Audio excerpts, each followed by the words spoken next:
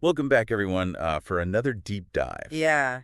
And today we're tackling something a little different. Okay. We're looking at some really, really common English words. Mm-hmm. The kind you probably learned back in, Elementary school. elementary school or even before. Right. But stick with us Yes. because even though these words seem basic, Yeah.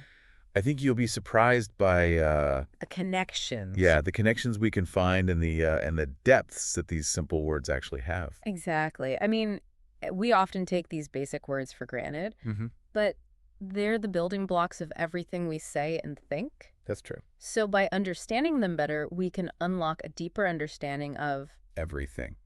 everything. Like how we communicate. How we see the world. Yeah. And even how we think. Right. And that's what this deep dive is all about. Very so. Taking those familiar words Yeah. and really turning them inside out.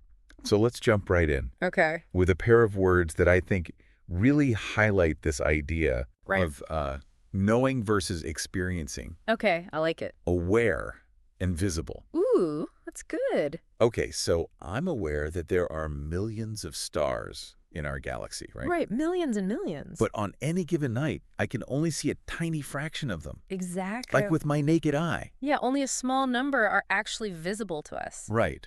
And that makes me think about the word rare.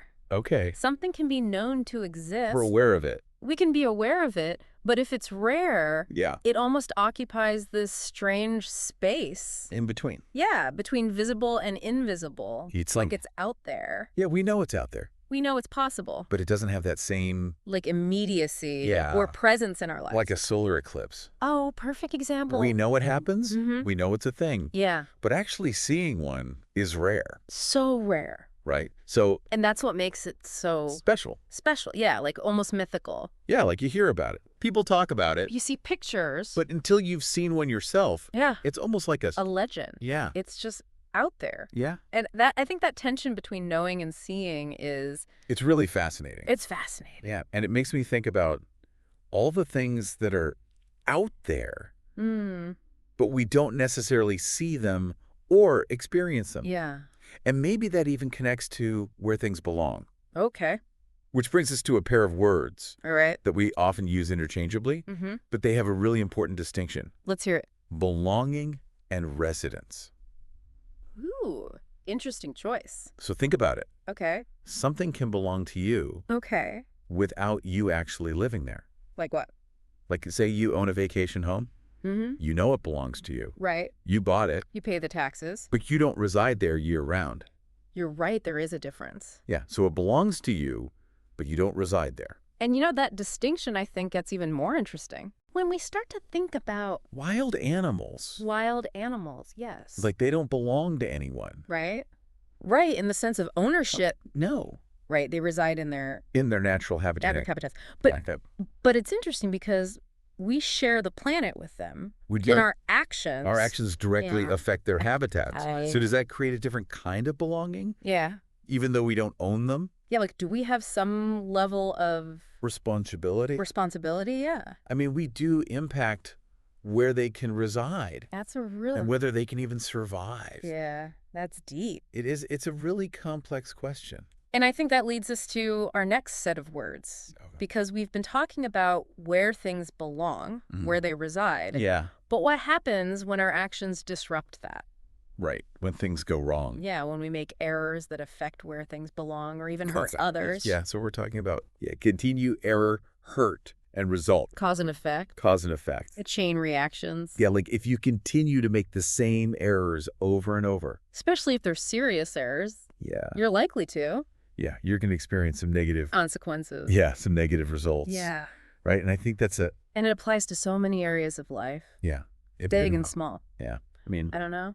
don't juggle knives if you're not Yeah, if you're not skilled at it. an expert, right? Exactly. Because you're going to hurt yourself. Yeah, You're going to drop them. there will be negative consequences. Mm. But of course, we make little errors every day, right? All the time. It's part of being human. Yeah, it's how we learn. It is how we learn. It's how we grow. But those little errors, even Yeah. they can have They can have consequences. consequences. Yeah. And the more we understand about those potential consequences, Yeah. the better equipped we are to To make better choices. Yeah.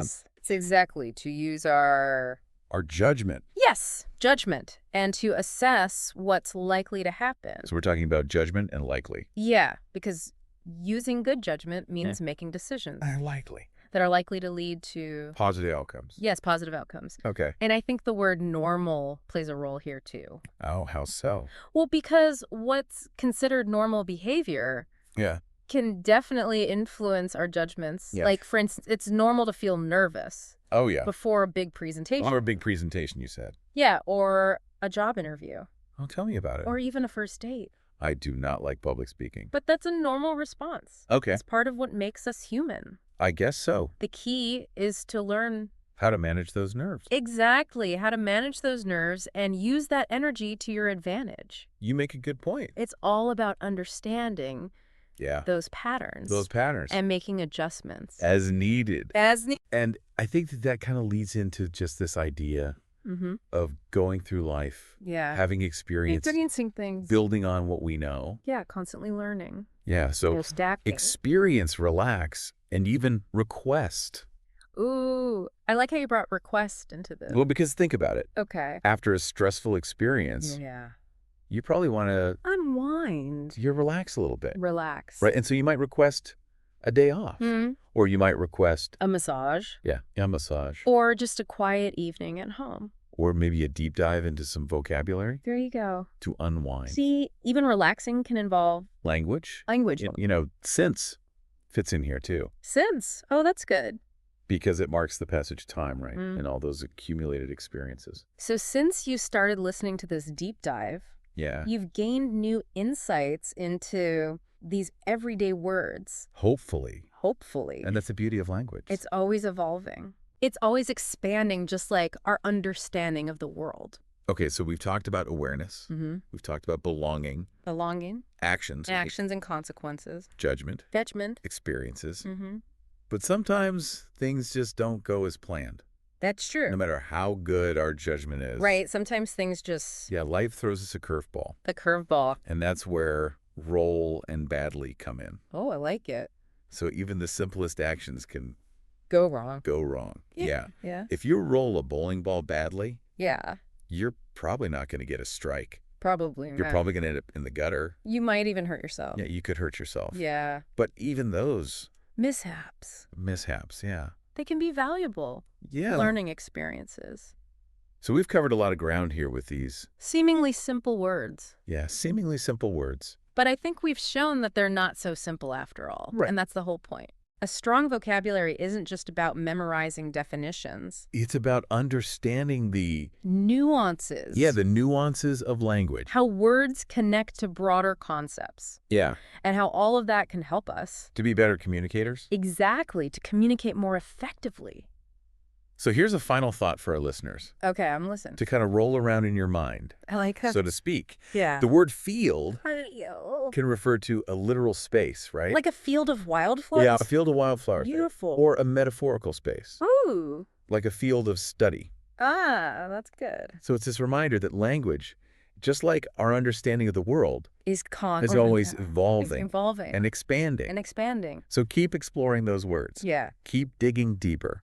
Keep learning. And we'll see you next time for another deep dive. See you then.